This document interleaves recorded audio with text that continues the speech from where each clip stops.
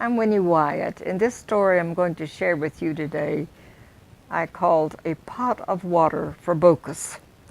Water is very essential for all of us, but in the dry parts of Nigeria and other African countries, water is so very precious that we cannot understand how good it is to have water. So this pot of water for Bokkas was first published in Child Life. And then a few years later, they wrote me and told me they were publishing it in another publication they had of children all over the world. And they're children from Germany and Finland and all around, and they chose A Pot of Water for Bokkas as an African example of children. So, A Pot of Water for Bokkas. A hot, dry wind tickled Bokkas' knees as he squatted between the gnarled roofs of a big flame tree, watching his little brothers chase each other around the trunk. On the wave of the wind came his mother's voice. "Bokkas, go fill the watering pot at the watering place. See if it's filled." And so the boy rose reluctantly to his task, tripping one of the little brothers as he came around the tree. "There, watch where you're going. It's because you cannot stand on your feet that I am called to do your work again."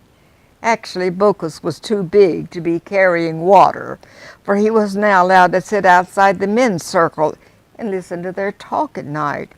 Carrying water was the task of his two little brothers. Last week, however, while playing along the trail, one of them had stumbled and spilled a whole pot of water. So now Bokkas had to carry the water, for water was too precious to be wasted. "Bokkas! I'm going, Mother."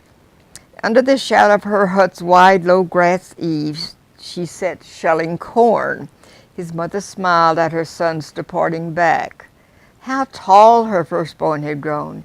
In a few more dry seasons, he would be too big to bring water for her, for carrying water was not proper work for a man.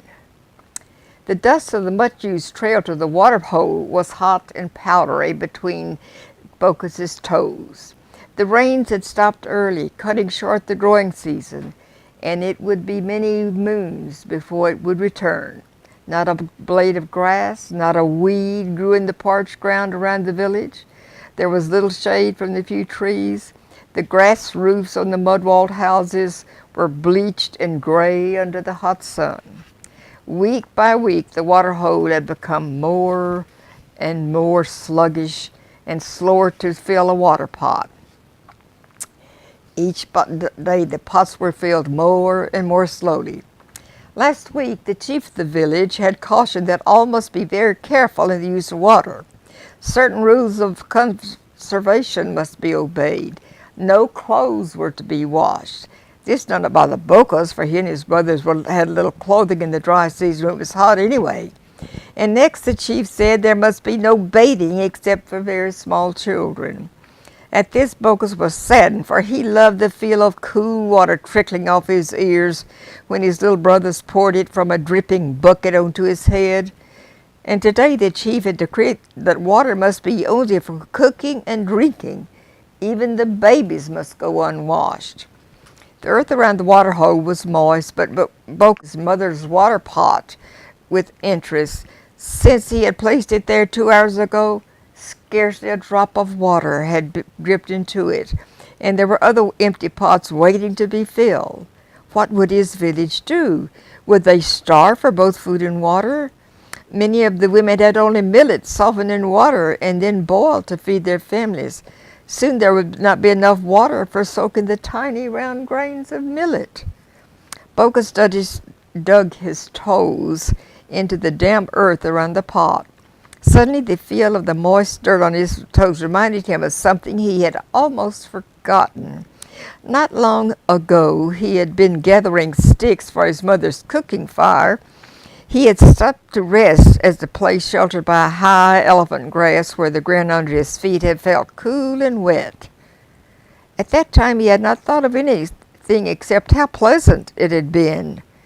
But now the thought came to Bokkas that there might be water hiding in the underground before the village knew about it, and if they could find it, they could fill their water pots. Bokkas hardly felt the scratching of the dry brush on his dry legs as he went around the hillside to search for this place where he had sat. Finding the exact spot on the hill proved more of a problem than he had thought, for there were no paths on this side of the mountain, and every clump of grass looked the same. His feet were the first to tell him that he was close, for the earth was becoming cooler. Using his feet as guides, he moved in a circle to the spot that seemed most moist.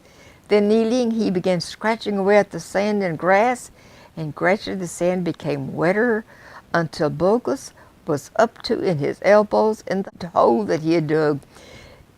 Excited, he stopped the hole with his dirt he had taken away, and he did not stop at his mother's house, but ran straight to the chief and said, "Oh, Chief, I have found water! I have found water! There's water ready to fill our pots." "What does that old child say?" the old man said. "Well, he says he's found water." So great was his excitement, the chief spoke to the child. "Are you sure, child? The wisest men have been looking for water holes and springs, but they have not found them." Bokkas raised himself so that he crouched on hands and knees. "I know I found it, Chief. It was even there between my fingers as I dug in the sand." "Allah has led us by the hand of a child," the old man said. Bokkas led the way to his water hole. The chief carried on the arms of his 4 bodyguards, followed with all the village behind. Bokkas wanted to run and dance with excitement, but held himself straight and dignified as he marched in front of the chief's litter. Once he looked back and could not see the end of the long trail of people from his village, each with a pot or a gourd to fill with water. In his heart, Bokkas said a prayer that there might be enough water from the spring to fill all those containers. Men of the village removed the sand from the spring with swift, powerful strokes, but it was Bokkas who was allowed to fill the first earthen pot with the cool water that bubbled up from the depths of the earth. As the pots were filled, the women forming a dancing line as they returned joyfully to the village, Bokkas, standing beside the water hole, watched them go. He did not understand how a woman could dance with a filled water pot on her head and yet never spill a drop. He could carry great loads on his head, as he had been taught, but only those who had spent a lifetime carrying head loads could learn to dance under the weight of them. So I want to show you an illustration of what they said and that they gave, so that you could see the women carrying the water pots filled with water. It was somewhat like this pot I'm going to show you. This did not come from that particular village, but this is something they would carry the water in and put the water pot on their heads and never spill a drop.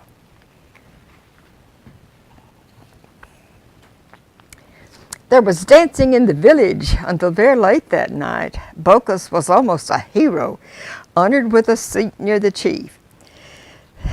Before they retired, the chief held up his hands and he said, "God has been good to us today. He has led us to cool water by the hand of a child.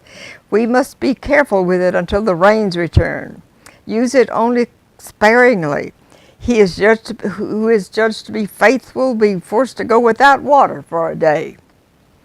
The chief then turned to Bokkas and said, "Now, my child, because you have brought gladness to our village, we want to honor you. And do you wish a gift, a handful of cola, a new piece of cloth for a robe, as all of our men wear?" Bokkas thought a moment, weighing the advantage of both gifts. Cola was very scarce, and only the men in the village chewed the bitter nut. Only the chief and his council could afford this privilege, for the nut was brought by traders from the south. Bokkas could not even imagine the richness of a whole handful of cola. By the way, that's where Coca-Cola got its name.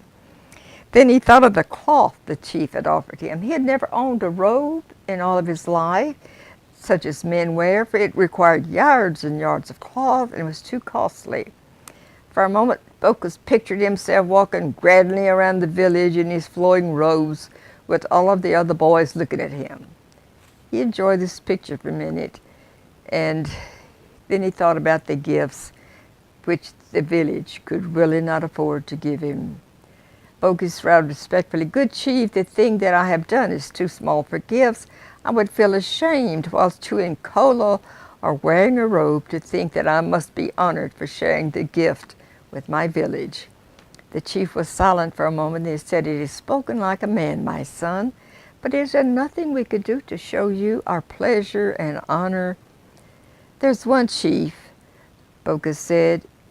"If it is not too wasteful, might I have a whole pot of water, all of my own, for pouring over my body?" The chief laughed and clapped his leg with his leather fan. "It shall be done. A pot of water is a small thing for one who discovered its source." Before he went to sleep, cool and refreshed from the shower water his little brothers had poured over his head, Bokkas' mother slipped into his hut and sat on the floor beside him. "I have an honor for you, my son. You shall no longer carry water from the water." Bokkas prayed, "But mother, the clumsy little boys will spill the precious water." "They will learn. Carrying water is not the work of a man." Bokkas protested again, "But mother, I have several seasons yet for growing taller." Bokkas' mother pulled a sleeping cloth over her son to protect him against the chill. "Do not make argument with your mother, my son. It is for her to decide when you have become a man." And so there you are, the women dancing with their water, and Bokkas had his own pot full that night.